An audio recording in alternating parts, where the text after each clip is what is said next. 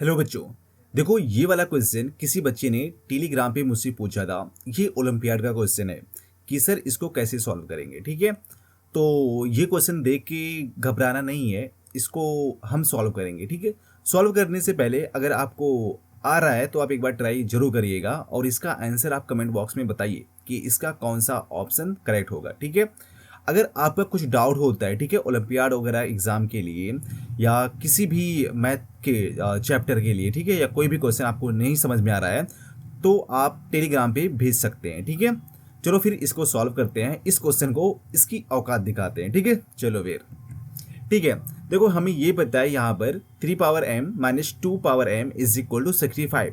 यहाँ पर हमें m की वैल्यू फाइंड आउट करना है। ठीक है, तो देखो इसको हम इस तरह से लिख सकते हैं, मीन्स 3m और यहाँ पर 2/2। अब देखो 2/2 मतलब 1 मिल जाएगा तो हमें 3m ही मिलेगा ना। ठीक है, सेम यहाँ पर भी हम वही कर सकते हैं, 2m और यहाँ पर 2/2 कर सकते हैं। ठीक है, इज इक्वल टू 65। बात तो ही हुआ, 2 से 2 कट जाएगा और यहाँ पर 1 मिल जाएगा। ठीक है, क्लियर। ठीक है, अब देखो इसको इस तरह से भी लिख सकते हैं, 3 पावर ये जो यहाँ पर 1/2 नहीं है, मीन्स इसको इस तरह से लिख सकते हैं m इंटू 1/2 और यहाँ पर 2। बात तो ही हुआ, पावर को पावर, जब पावर का पावर होता है तो मल्टीप्लाई हो जाता है। कहने का मतलब ये है कि अगर हमारे पास में इस तरह से होता है a पावर m और n है तो इसको हम इस तरह से लिख सकते हैं a⁻m और होल पावर n लिख सकते हैं। ठीक है, सेम यहाँ पर क्या करेंगे, माइनस है तो हमने यहाँ पर माइनस लिखा। ठीक है, और यहाँ पर क्या लिखेंगे, 2m इंटू 1/2। ठीक है, और पूरे का होल स्क्वायर। बात तो ही हुआ, इज इक्वल टू 65। ठीक है, अब देखो इसको इस तरह से भी लिख सकते हैं, 3m/2, m1 1/2 ये माइनस 2m/2 और स्क्वायर इज इक्वल टू 65। ठीक है, अब यहां पर हम कंसीडर करेंगे, लिखोगे लेट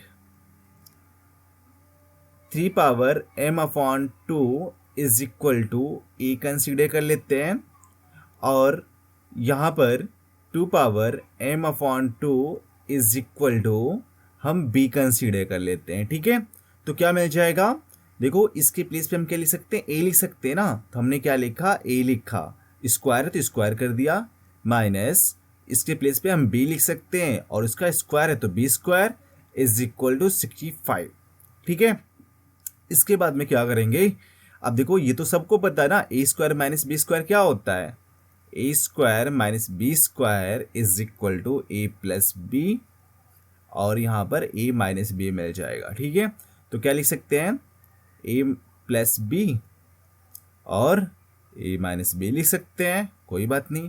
ठीक है, अब देखो 65 को जब हम फैक्टर के फॉर्म में लिखेंगे तो हम क्या लिख सकते हैं, 13 इंटू 5 लिख सकते हैं कि नहीं लिख सकते हैं, 13 5 जा 65, दोनों क्या है, प्राइम नंबर है। ठीक है, अब देखो यहाँ पर इन दोनों का मल्टीप्लिकेशन हुआ है ना, अब कहने का मतलब ये हो गया कि दोनों का मल्टीप्लिकेशन, तो देखो यहाँ पर ऐड हुआ है तो जो बड़ा वाला नंबर होगा वो इसके इक्वल होगा, means a+b is equal to 13 हो जाएगा और जो कम वाला नंबर है वो माइनस वाले नंबर से ओके इक्वल हो जाएगा, means a-b is equal to 5।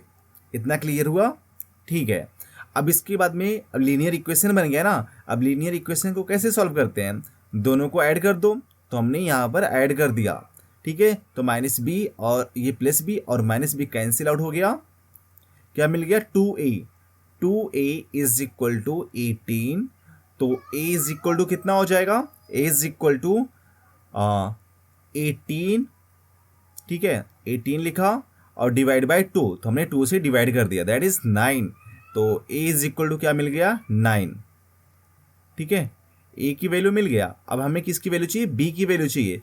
तो इक्वेशन, ठीक है, इसको इक्वेशन 1 कंसीडर कर लेना और इसको इक्वेशन 2 कंसीडर कर लेना। ठीक है, तो इक्वेशन 2 या 1 में, ठीक है, 1 से लिखोगे, फ्रॉम इक्वेशन 1 पुट कर दो, फ्रॉम इक्वेशन वन क्या था, a plus B is equal to 13, तो a plus B is equal to 13, तो b इज इक्वल टू क्या मिल जाएगा 13 माइनस a, तो a मीन्स 13 माइनस a की वैल्यू कितना था, a की वैल्यू था 9 था ना, a की वैल्यू 9 था, ठीक है, a की वैल्यू 9 था, ठीक है, तो कितना मिल जाएगा 13 माइनस 9 4 मिल जाएगा, तो b इज इक्वल टू 4। तो a और v की वैल्यू हमने फाइंड आउट कर लिया, ठीक है।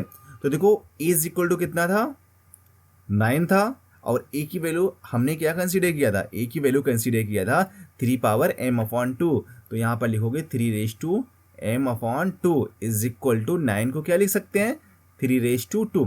जब बेस बेस के इक्वल है तो पावर पावर के इक्वल होगा, means m upon 2 is equal to 4, ठीक है, m upon 2 is equal to 4, तो m इज इक्वल टू कितना मिल जाएगा, m इज इक्वल टू 4 मिल जाएगा। तो m की वैल्यू हमें फाइंड आउट करना था ना, तो m की वैल्यू हमने फाइंड आउट कर लिया, ठीक है। अब इसका आंसर को चेक करने के लिए हम हमारा जो क्वेश्चन था उस पर चलते हैं, ठीक है। तो क्वेश्चन क्या था, 3 power m minus 2 power m is equal to 65, ठीक है। तो देखो यहाँ पर m की वैल्यू पुट करते हैं और देखते हैं क्या LHS इक्वल टू RHS आता है या नहीं आता, ठीक है।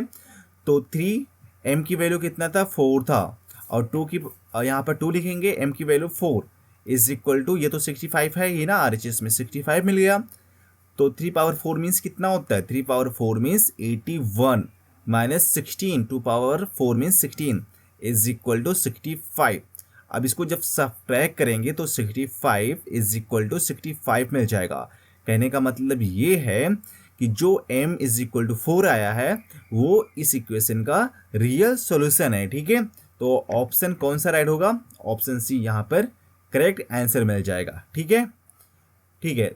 तो अगर आपका कुछ डाउट होता है ना किसी भी क्वेश्चन में, तो आप अपने क्वेश्चन को टेलीग्राम पे सेंड कर सकते हो, ठीक है।